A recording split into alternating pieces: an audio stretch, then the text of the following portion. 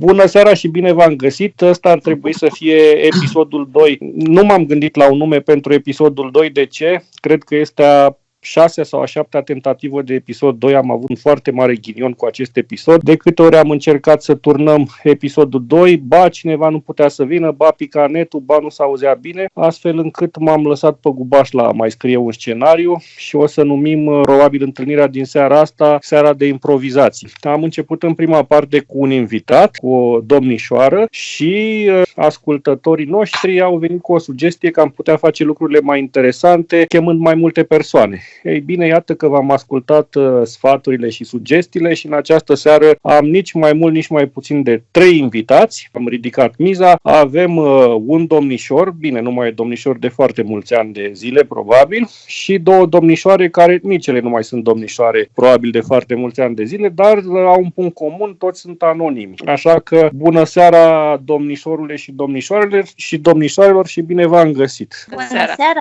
Salutare!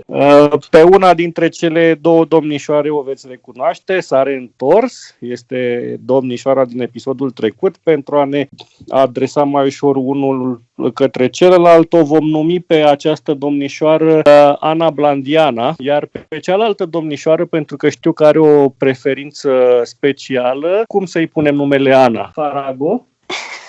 Da, că îi place foarte mult poezia cu gândăcelul. Da, ce ne poți spune despre asta, domnișoara Farago?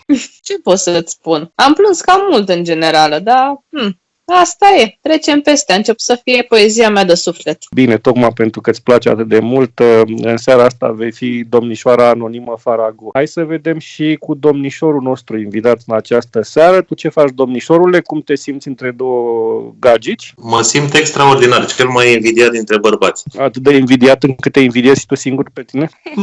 Depinde cum se finalizează interviul.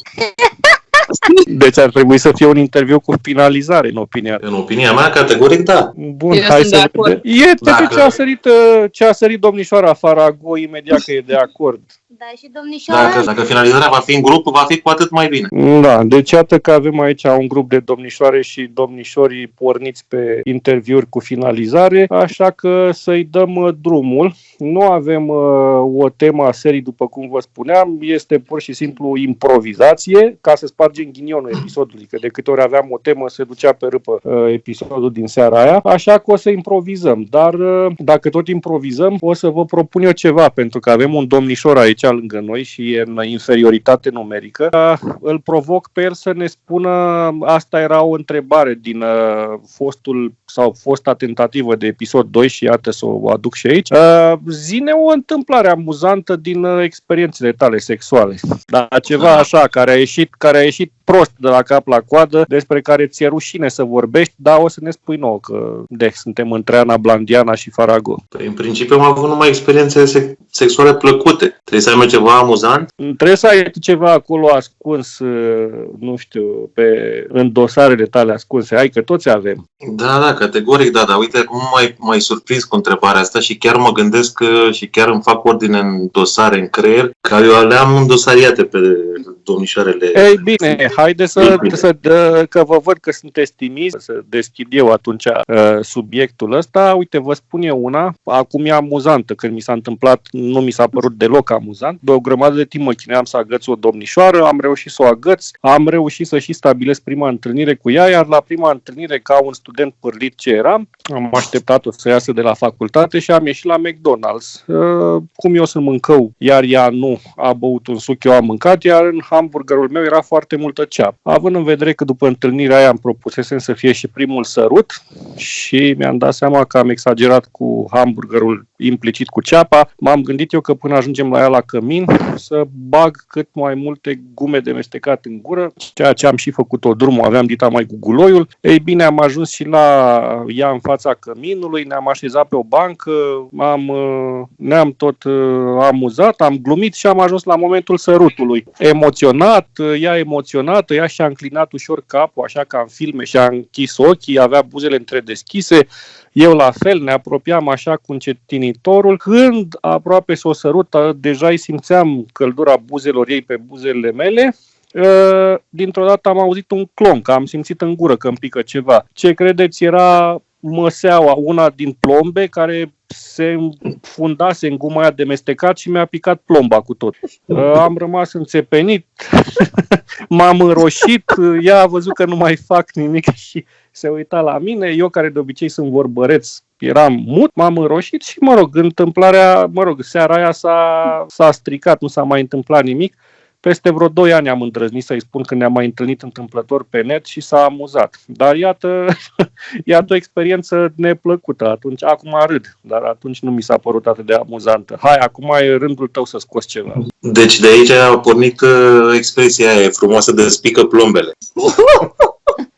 Era atât de frumoasă domnișoara încât ți-au picat plombele. Și de ce aș începe eu cu ceva amuzant, că mi-au venit câteva în cap, dar hai să depășim momentul ăsta o secundă, să începem cu ceva, să par și eu un macho, nu un clown. Bine, hai, lăsați-mă pe mine să pic în penibil și începe tu cu ceva macho. Lucrau într-o corporație, a trebuit să merg să iau un coleg cu mașina de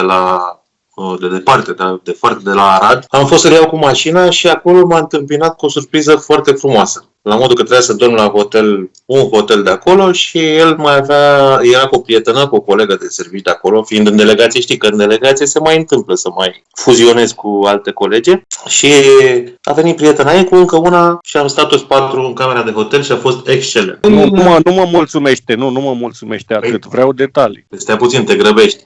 Ai răbdare să spun tot. Asta a fost partea mică a poveștii. M-am simțit că are 1-0, adică mă simțeam dator să-i dau și eu, să mă revanșez într-un fel. Era pe vremea Mircului, dacă știi. Am plecat de la Arad, s-a terminat, a fost ok, a fost frumos, nu-ți dau detalii că ar trebui să stau prea mult. Și am plecat împreună și a trebuit să înoptăm pe drumul de întoarcere, din diverse considerente, a trebuit să înoptăm la Continental în Sibiu. Eu aveam o amică cu care mă cunoscusem pe acest webcam și făcusem chiar prostii, fiind distanța de 300 de kilometri și dorința mare, se mai întâmplă să faci și prostii. I-am spus că am ajuns în localitate. Am stabilit să ne vedem în Sibiu, dar mi-a spus, băi, vii, dar mă văd doar câteva minute cu tine, că sunt cu prietenul meu la un restaurant. Ne vedem live, să ne vedem față în față, ne strângem în brațe și fug înapoi și dacă e dimineață, vin la tine în cameră, la hotel. Ok, am ajuns, am anunțat-o că am ajuns, mi-a scris în câteva minute, a ieșit, eu eram la volan, amicul meu în dreapta, am coborât, am văzut-o, ne-am strâns în brațe, băi, mai mișto decât în realitate, ea m-a plăcut, eu am plăcut-o, avea țâțele de vreo 3 ori mai mari decât decât ce văzusem pe cameră. Și foarte simpatică, ne-am strâns în brațe, știi, chimia aia. A fost o chimie din asta și m-a vârât în spatele mașinii. Deja suntem curioși. M-a abuzat ea, dar asta e funny, că m-a abuzat ea la modul oral, pentru că nu putea altceva, fiind cu prietenul. Asta e o lecție pentru cei care ascultă, pentru că atunci când ești cu prietena și e sigur că la restaurant nu se poate întâmpla nimic, că s-a dus până la toaletă, se poate întâmpla ca un din ăsta ca mine, îi fure atenția, să o atragă pe bancheta din spate și a avut rugămintea să nu cumva să o murdărez la final, că se duce înăuntru și să nu o vadă, să mă protejez la final. A fost ceva cum sunt eu performant vreo 3 minute, 2 minute, Cam mult. Cam mult, fără TVA. Așa? Și amicul meu era în față. Probabil a asistat, nu știu ce a gândit, Femeia s-a întors la iubit. Noi am plecat la hotel, ne-am cazat și apoi am plecat în club. Deci cam toată lumea a fost fericită, mai puțin iubitul. Ba nu, că și iubitul ei a fost fericit, că s-a dus cu ea acasă. Mai puțin colegul tău de la volan. Mai puțin colegul meu, dar aici, de asta zic, să nu ne grăbim cu concluziile. Că asta a fost cea mai tare, adică, nu știu, și dezamăgire, și funny, și tot ce vrei. Și am plecat în club, am băut, în club am agățat o puștecă micuță și drăguță și frumoasă și sfioasă și a stat cu noi la masă. Bine, nu, tipul asta era în continuare cu iubitul ei. Am rugat-o să vină cu mine până în cameră să iau, nu știu ce, dar chiar nu mai rețin ce. A venit, eu în cameră, cum sunt civilizat, nici măcar n-am atins-o, am așteptat, n-am făcut niciun gest. Am luat ce am avut de luat din cameră, am coborât înapoi în club. Da, a fost seara ok, am plecat cu prietenul meu în cameră și la 6 dimineața a venit domnișoara. În sfârșit ai trecut la subiect, cât așteptam momentul. Da, și în sfârșit am făcut tot ce se poate face cu o domnișoară cu care mai făcusem asta, dar la distanță. Și după care m-am gândit, băi, dar ce-ar fi să-mi plătesc eu datoria către prietenul meu? Ăla, un tip mult mai dotat decât ce rucsac am eu. Ăla avea un geamantan, ca să zic. I-ai văzut rucsacul? L-am văzut, îți dai seama că dacă s-a întâmplat cu rucsacul ăla făcea numai victim. Mă rog, și am zis, băi, săracul să nu rămână cu rucsacul încărcat. Și el, meritat. Omul dormea și s-a trezit înghițit de amica mea.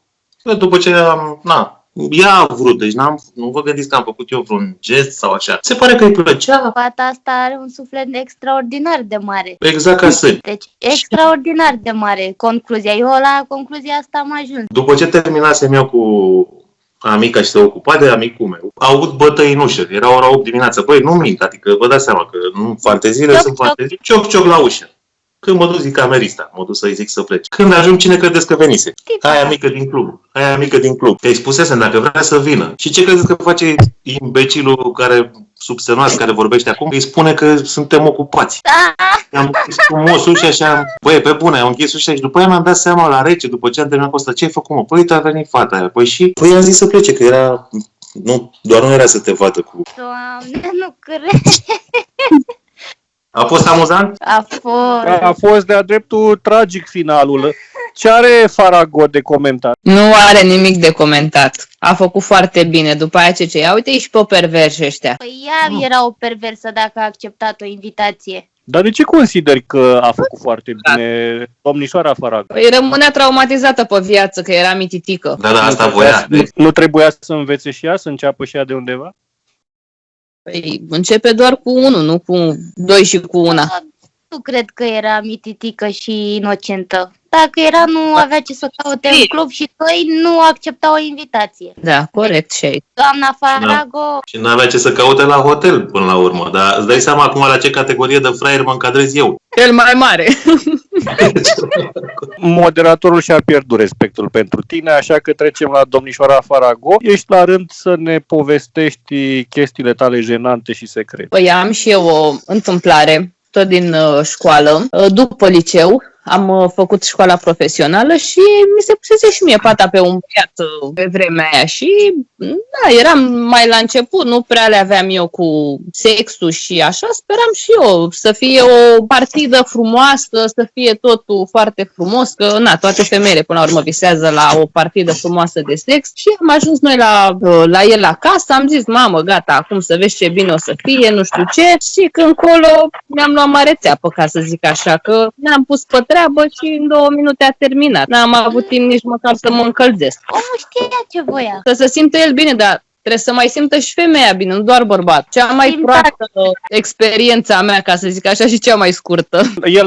El a prestat foarte puțin, dar de ce nu i-ai propus să luați o pauză și să reluați? Păi nu se mai putea, nu. Am fost dezamăgită din prima, n-am mai putut să mai continui. Deci la tine a fost o adevărată tragedie. Tragedie maximă, da. Vreau să spun ceva educativ pentru bărbați. Să aibă mare atenție la chestia asta. Când ești cu o femeie, să te ocupi și de ea. Adică dacă se poate să ai răbdare să termine ea, dacă poți. Sau, și mai frumos, să terminați împreună. Pentru că dacă termini tu ca un, nu știu cum să-l numesc. Un animal, zic eu. Exact. Deci asta este. Da, eu am dat un sfat. Dacă sunt bărbați care ascultă și care vor asculta chestia asta, trebuie să fie sigur că mai întâi a terminat ea acum bine. Dacă ea e atât de inteligentă și abilă să mimeze, lucru cu care sunt total în dezacord, e ok. Dar preferabil ar fi să termine împreună. Nu știu, mi se pare penibil asta cu mimarea, sincer. Da, chiar e penibil. Și pentru mine, dar și pentru partener. Ai vreun sfat sau mai multe sfaturi pentru băieții care invită domnișoare la întâlnire, astfel încât să poată evita această situație? Eu nu cred că ai cum să eviți anumite situații. De exemplu, cum ne-ai povestit despre întâmplarea ta cu guma. Clar, nu prea poți cum să eviți chestia asta. Adică tu ești cu măseaua în gură și cu tipa excitată în fața ta, aproape cu limba în gură și ce sfat aș putea să-ți dau? Nu prea, poți să-i spui adevărul. Frumoasa mea, dragostea vieții mele, zâna care mi-ai furat inima, uite, am plomba în gură și nu mai pot să te sărut. Iartă-mă, adică...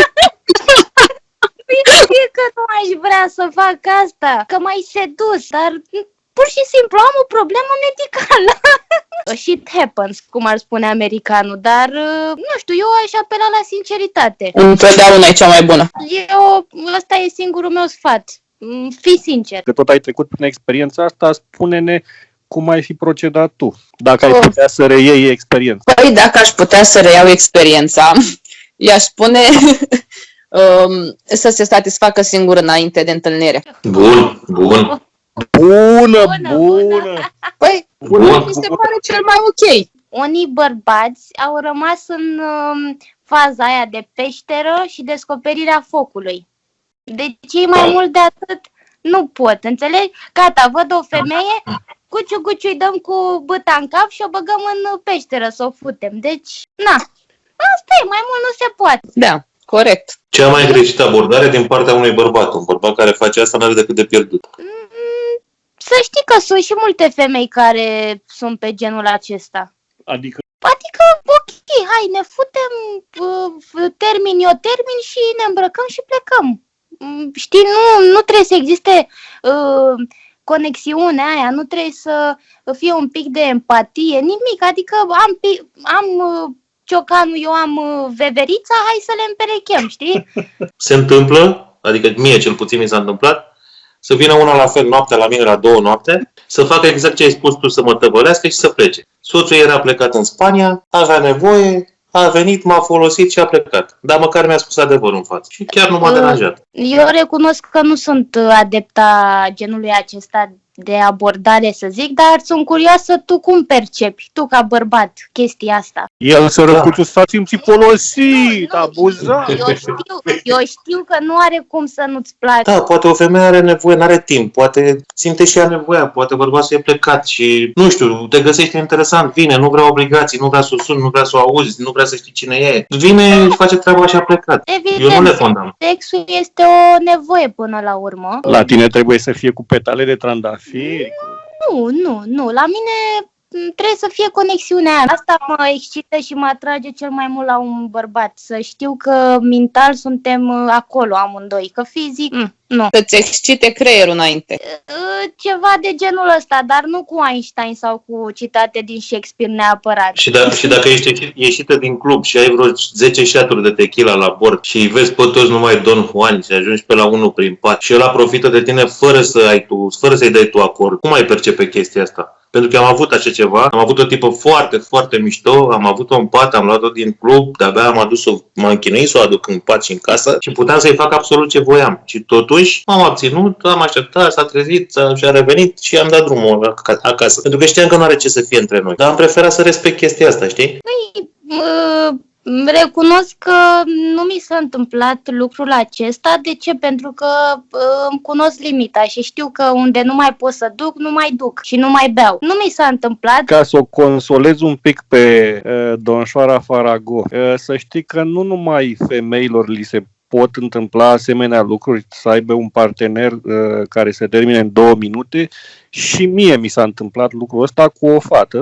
Am agățat-o pe internet, ne-am dus la ea și s-a întâmplat să fie una din acele persoane care au punctul G foarte, nu știu, foarte la intrare sau foarte expus. Cred că sunt foarte rare persoanele astea și am avut eu cumva norocul / ghinionul să o întâlnesc. De ce norocul? Pentru că mi-a crescut foarte mult stima de sine. Ghinionul pentru că am devenit foarte frustrat în scurt timp. M-am dus cu ea, am ajuns în pat și fizic, când am început să facem chestia asta, mi-am băgat-o matematic odată. În momentul ăla s-a înroșit la față, a dat ochii peste cap, m-am retras, am mai intrat odată, ea a început să țipe și când s-o bag a 3-a oară, deja m-am împins, a zis că nu mai rezista și țipa și transpirase și făcea ca toate cele. Nici nu mi-am dat seama ce s-a întâmplat. E bine, ea și-a dat drumul după ce am dat-o 1, 2, 3. Deci am dat din fund de 3 ori și a 3-a oară și-a dat drumul. M-am împins că nu mai putea, era terminat. Prima dată a fost confuzie, n-am știut ce s-a întâmplat. Ea mi-a zis, hai să mai luăm un pic de pauză, că nu mai pot. Am încercat a 2-a oară, la fel. A 2-a oară am dat tot așa, de 2-3 ori și a terminat. Toată ziua am continuat să facem așa. Ea termina uluitor de repede. Bineînțeles că în ziua aia m-am dus ca un rege acasă gândindu-mă, mamă, cât i-am dat la asta 10 orgasme, mamă, ce am făcut din ea, m-am lăudat la toți prietenii. După vreo câteva am uitat să menționez și că era destul de orgolioasă și dacă încercam și o să termin, zicea, dar ce, nu-ți ajunge cu mine? Stai așa, să luăm o pauză și să facem din nou. Și după vreo 2-3 zile am ajuns să fiu foarte frustrat pentru că ea a terminat de câte 10-12 ori pe partidă, să zic așa, având în vedere că ea după câteva secunde își dădea drumul și am ajuns să plec inițial mândru de mine și tare crezător în forțele proprii, nu că-ți crește stima văzând că îi dai 10 orgasme pe zi uneia și apoi a devenit frustrant. Zici că ai povestit că m-am dezvirginat eu, că m-am fost dezvirginat, nu că m-am dezvirginat. Interesant. Ia povestește-ne cum te-ai dezvirginat. Elev, 17 ani. Cam târziu, nu? Nu? Și m-a abuzat, eu prefer să zic că m-a abuzat, adică e un clișeu, nu e chiar, să nu fie luat moto ce spun. Tipul era anul întâi de facultate, eu eram în clasa 11 și o ardeam noi pe la chefuri, pe la astea, cum erau pe vremuri în cămine și într-un weekend au plecat prietenele ei, colegele ei, că erau 4 în cameră, noi eram 4 băieți, am fugit la ea în cameră. Și am stat 3 nopți, de nu mai știu cât ne-am frecat, ne-am mângâiat, ne-am sărutat, ne-am mozolit, ne-am dușat, ne-am făcut de toate, mai puțin să facem ce trebuie să facem. De ce? Iar mă denigrez. Păi nu știu, nu voia ea, nu știu, eu nu știam, nu știu, ceva a fost. Și în a treia seară îmi spune întoarce. Eu eram pe spate, eram. S-a pus nu spune, te-a dezvirginat la propriu, adică... Nu, tocmai. S-a pus ea pe spate, și mi-a zis întoarce, adică să mă urc eu pe ea. M-am speriat, am crezut că te-a întors pe tine cu spatele, deja îmi schimbasem părerea. Ferească, nu. Deci, s-a pus pe spate, m-a pus să intru și eu pe acolo, am intrat și cred că n-a durat. Tu, cu minutul tău sau cu 2 minute, ești mecher. Și eu vreau să zic că au fost vreo 30 de secunde, nu știu dacă au fost 40. Vorbim de secunde, milisecunde. Când am simțit căldurica aia, nu știam despre ce e vorba. Mă, ce e asta? Ce s-a întâmplat? Sunt în asta? Nu sunt? Ce se întâmplă aici?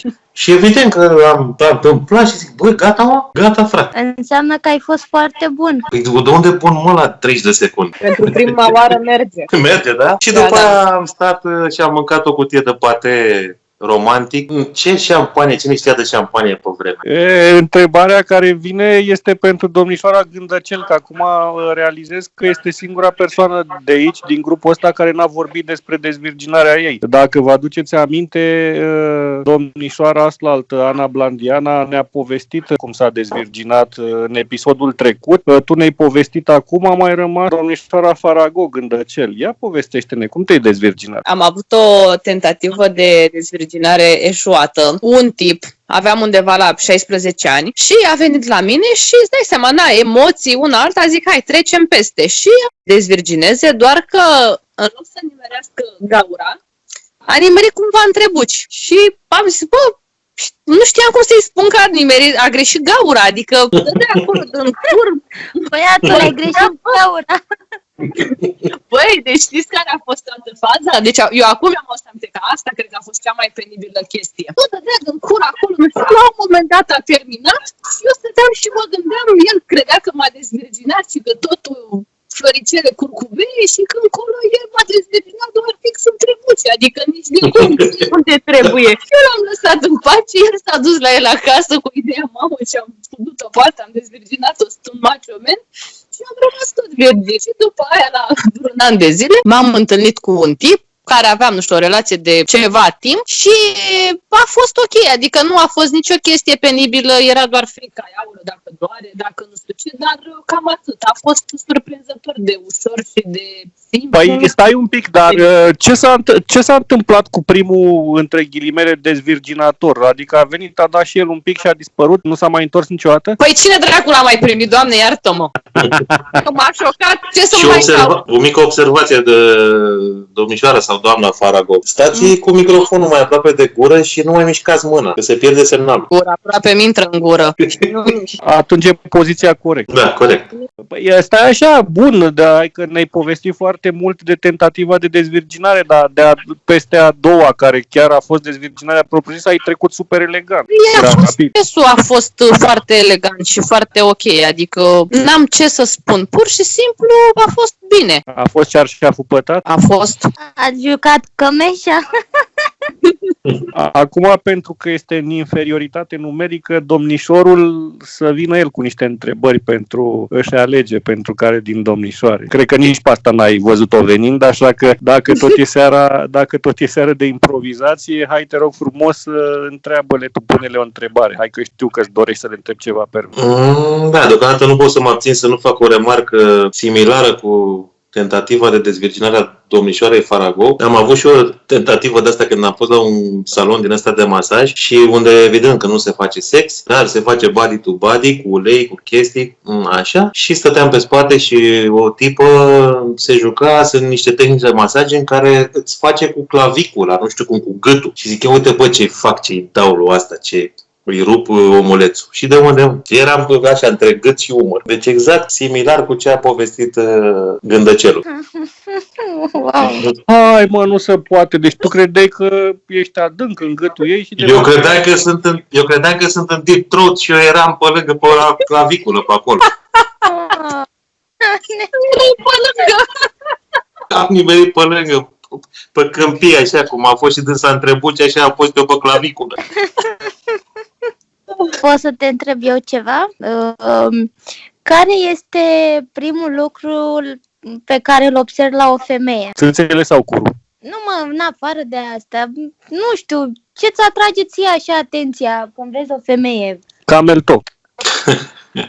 Nu știu, n-am clișee. Cunosc prieteni care spun, bă, mie îmi plac blondele. Alții spun, bă, mie îmi plac brunetele. Și eu întreb, băi, ție îți plac brunetele? Bun, ok, înțeleg. Și dacă vezi o blondă extraordinar de bună, perfectă, și așa, ce faci? Te duci la ea? A, nu, că e blondă. Zic, ești prost. Nu poți să ai clișee din astea, că e blondă sau blondă. Trebuie să fie pe ansamblu, nu știu, trebuie să fie așa, cum spuneai, să citezi pe cineva mai devreme, pe creier. Trebuie să te atragă din toate punctele de vedere. A, dacă și desface picioarele, e și mai bine. Clar. Nu, știi că unele femei zic că se uită să vadă ce ceas au, se uită la mâini. Credeam că te atrage ceva în mod special. Sau... Nu, asta ziceam, că sunt clișee și știu și eu ce se spune statistic și tehnici de vânzare și chestii, că o femeie, spre exemplu, știu eu, din ce mi-au spus alții mai experimentați decât mine, se uită la ceas, se uită la pantofi, se uită la curea. Nu știu, așa o fi, nu o fi, așa, nu știu. Dar de atunci de când am auzit, mă îngrijesc să am curea, să am ceas, să am pantofi. Este, să știi. Ne uităm. Da. La ce se uită domnișoara Farago? Eu mă uit la mâini. Se spune că dacă un bărbat are degetele groase, are și scula groasă? Astea sunt doar mituri, nu se potrivesc întotdeauna. Eu mă uit la mâini să văd cum are mâna, dacă îmi cuprinde foarte bine sânul cu ea sau nu. Păi eu cu mâna mea îți cuprind amândoi sâni. Deci e bine. Îți place ca el să se joace cu sânii tăi sau ai o preferință pentru zona aia? De ce musai la asta te gândești? Da, mă excită foarte tare. Și să fiu mângâiată, mușcată de ei. E punctul meu sensibil, ca să zic așa. Ai notat, domnișorule, da? Am notat, dar mă gândesc acum ce face dacă primește o mână pe ea care îi cuprinde ambii sâni și apoi primește un creion între sâni. Cum se simte domnișoara? Ca la școală. Da, ca la școală. Ca la școală, nu? Bun răspuns, da, corect, gata, m-am lămurit. Dacă am face un meeting cu câteva persoane de pe chat și am vrea să ne și cunoaștem mai profund și mai adânc, ai accepta? Ai face o nebunie de genul acesta? Probabil aș accepta, dar cu multe întrebări preliminare. Ce faci, mă, le dai test, le pui să completeze chestionare? Ce condiții, ce situație, adică cine? Spre exemplu, dacă ar trebui să stau să-mi ating creionul de stiloul uz, nu. Aș prefera să stau deoparte. Hai să vedem domnișoara Gândăcel, care a fost cea mai perversă experiență a ei. Dacă n-a fugit iar. E posibil să fi fugit iar, așa că o întrebăm pe domnișoara Ana Blandia. Eu cred că face, știi, când îi punem o întrebare, pac, dispare. Gândăcelule, mai ești? Domnișoara Gândăcel? Da. Ea împărtășește cu noi cea mai perversă chestie, experiența ta. Experiență. După cum a zis, da, după cum oftează, e foarte greu să obținem ceva. Simt, am un feeling. Da, cam așa ceva, că nu prea am avut parte de experiențe dintre astea perverse. Dintre toate dintre toate experiențele comune pe care le-ai avut, care a fost cea mai perversă? Nu știu dacă toate au fost de nota 1, care a fost de 1,5. Hai că e, dar nu vrei să te dai, nu vrei, lasă că și am eu feeling-ul meu că ai, dar nu vrei. De ce nu vrei? Iar eu am feeling-ul meu că ea știe ceva și știi și tu. Hai, spune-ne și nouă. Dar eu am feeling-ul meu că e măicuță. Te ajut eu. Nu spui Pasca. Unde, în ce locuri mai ciudate ai făcut-o? La metrou. Hai, dă-o. Unde la Ai metrou? două dracu, eu am făcut un tren, dar nu la metrou. Mi se pare, gata, mai făcut, mai avut. Detaliază. Atenție să închid ușile, ți-o bag sau cum? Nu în metrou, la metrou, în stația de metrou. Haide, zine, că eu mor aici. Unde mă stația de metrou? În stația de metrou, în mai multe. În mai multe și mai grav. Dar eu acum nu înțeleg de ce îți place ție cu metrou și... Vezi? Te mirai tu tot timpul de ce vin fără mașină și umblu fără mașină. Eu acum înțeleg de ce mă pui pe mine tot timpul. Hai să ne vedem la metrou. Perverso. Nu, lasă, hai să ne povestească, că sincer nu pot să vizualizez. Adică eu îmi imaginez, îmi aduc aminte de peronul de la Eroilor sau de la Unirii 2 sau Unirii 1. Nu, de la Tristor, ăla e cel mai bun.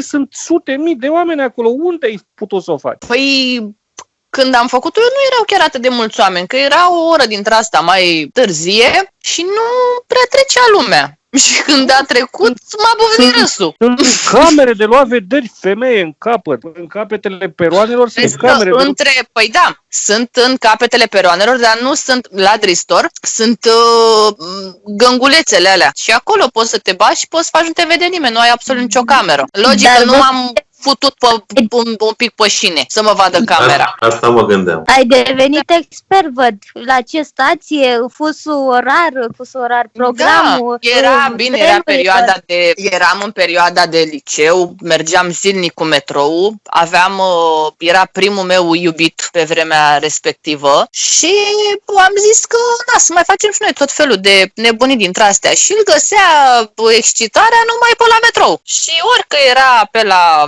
Republica, unde era una dintre urile de metrou era închisă și acolo puteai să faci ce vrei, că nu te știa nimeni, pe la Dristor și nu mai țin minte dacă și în altă parte. Dar trebuie să recunosc că bate orice, frate, adică am mai făcut-o în locuri din astea, spre exemplu, am făcut-o în subsol, chiar sub scară și auzeam cum intră lumea în scară și trece pe deasupra noastră și mă gândeam, mamă, ce pervers sunt că ăia trec și nu știu că sub ei se întâmplă ceva. Sau am făcut-o pe hotel și mă gândeam că pensionarii dorm în hotel și pe acoperișul hotelului cineva se distrează. Sau am făcut-o pe bancă în parc, dar nu-mi imaginam că la metrou. Adică asta este cea mai... Spune tu, te rog, domnișorule, te așteptai la așa ceva? Păi mi-a făcut toată seara mi-a făcut chestia asta.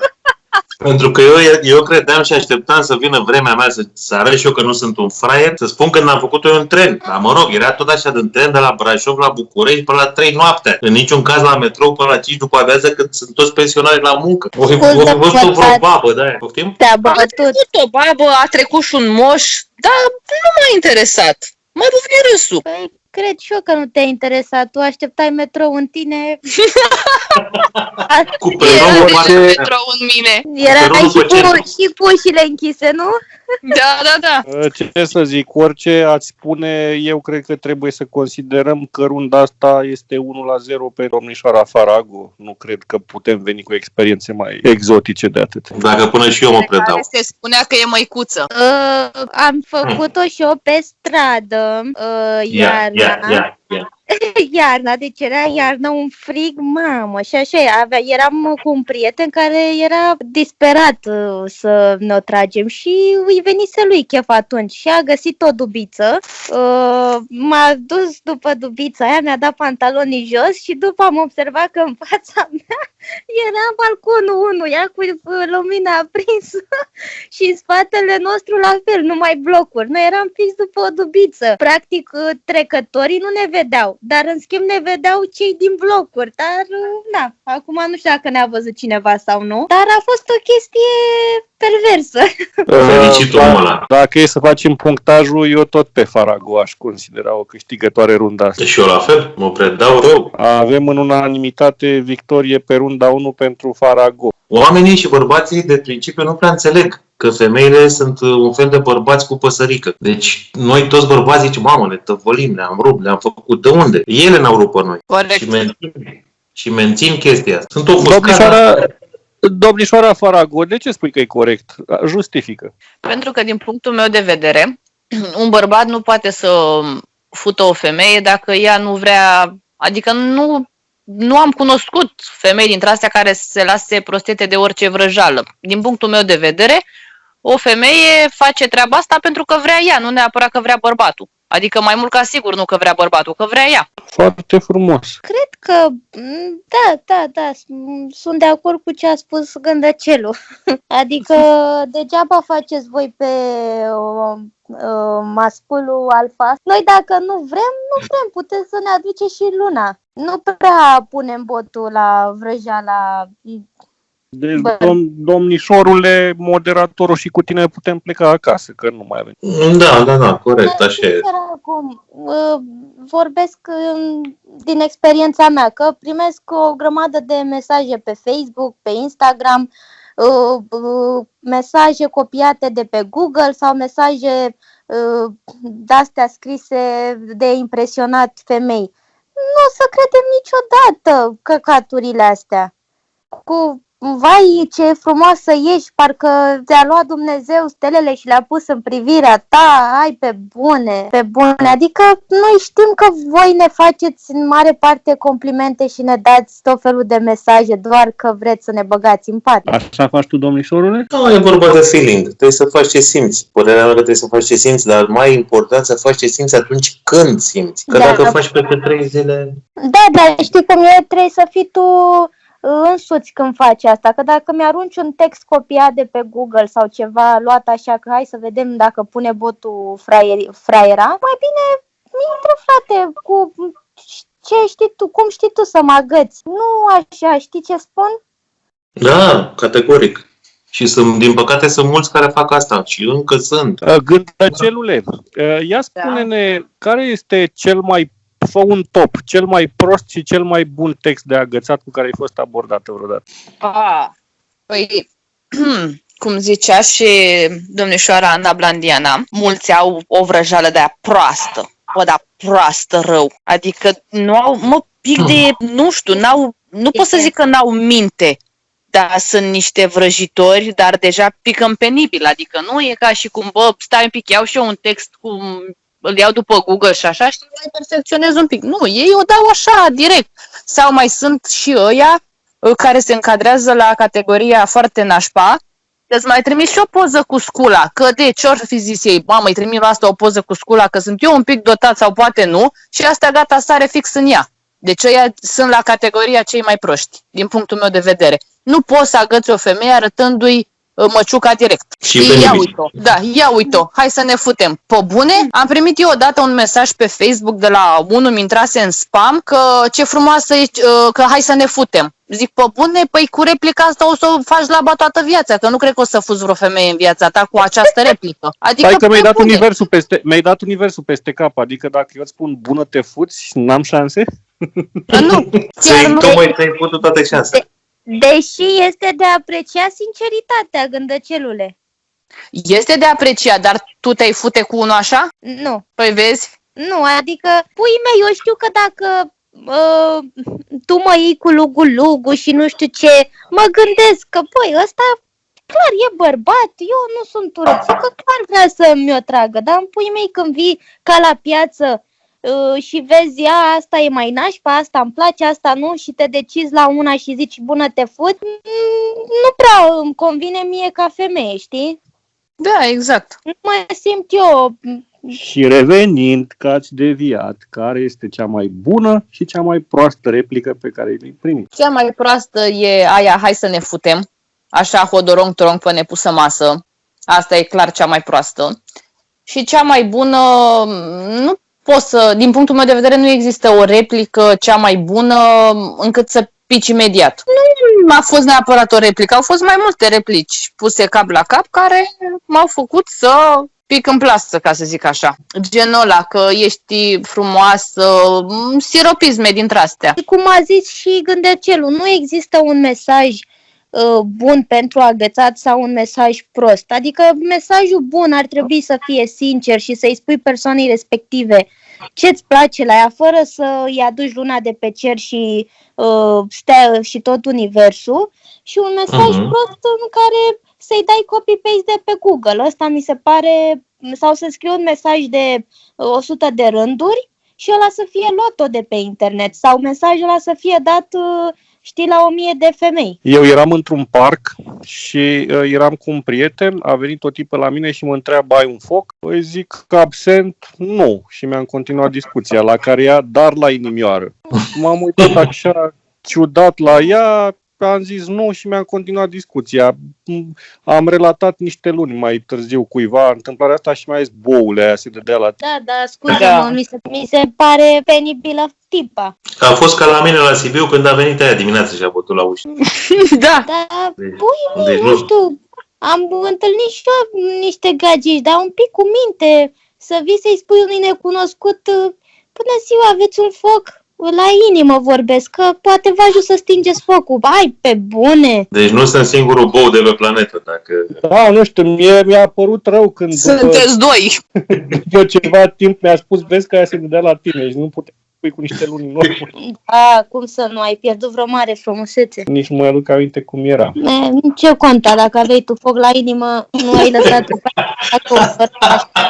Apropo de ieșit la cafea, pe mine mă intrigă foarte tare această lipsă de imaginație și de creativitate. De ce Dumnezeului toată lumea când vrea să fute zice hai să ieșim la o cafea? Pentru că nu-ți fac lucrul ăla din prima. Ieși la cafea să... Dar de ce nu la o prăjitură? De ce nu hai la muzeu? De ce cafea? Păi muzeele, da, mai avem muzee? Poate doar la Antipa, scuză-mă, să mă duc să-l văd pe Antipa. Doamne, azi am Are avut... tot cheful când văd fosilele. Bine, știu, gata, nu comentez că sexul frumos, două la McDonald's mai întâi, iei un Happy Meal și după aia... Ai grijă la plombe. Păi da, vezi? Ca să evit cu plombele, o chem direct la unul de acasă. Nu mai cade nicio plombă și stau cu dinții în gură. Și asta e. Dar nu știu cum a trecut deja o oră și 15 minute, având în vedere că nu toți suntem acasă și legea prevede ca la ora 10 să nu mai circulăm.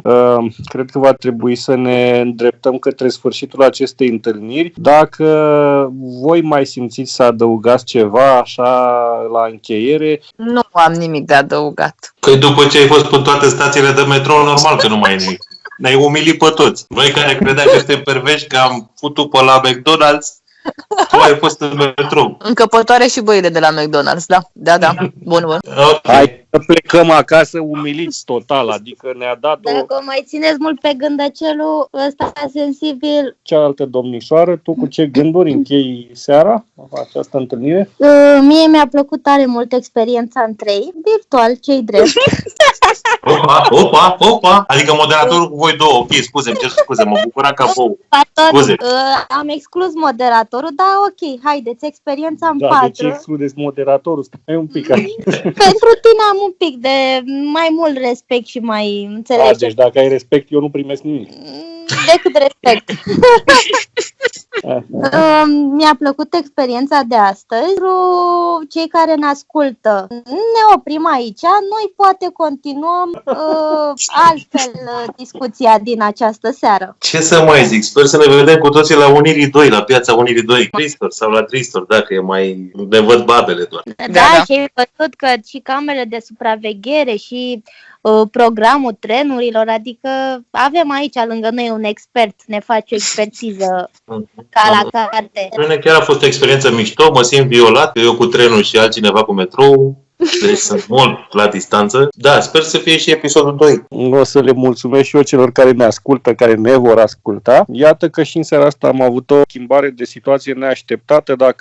Data trecută, domnișoara a avut așa o replică total neprevăzută atunci când am discutat despre virgini și a declarat cu nonșalanță că el ar ajuta să-și piardă virginitatea, pe aia chiar n-am văzut-o venind. Am avut și în episodul ăsta o întorsătură de situație cu domnișoara Gândăcel. Sincer să fiu, având în vedere că pare mai timidă, a fost mai reținută până acum în a se alătura și nu o văd eu prea așa o persoană care se destăinuie ușor. Nu mă așteptam că ne bate așa, fără niciun drept de apel pe toți. Iată și câștigătorul acestei serii. Felicitări încă o dată, ne-ai dat pe spate, plecăm umiliți acasă tot. Ce primește câștigătorul? Da, ce primește câștigătorul? O cartelă de metrou. Bună! Mulțumesc, apreciez.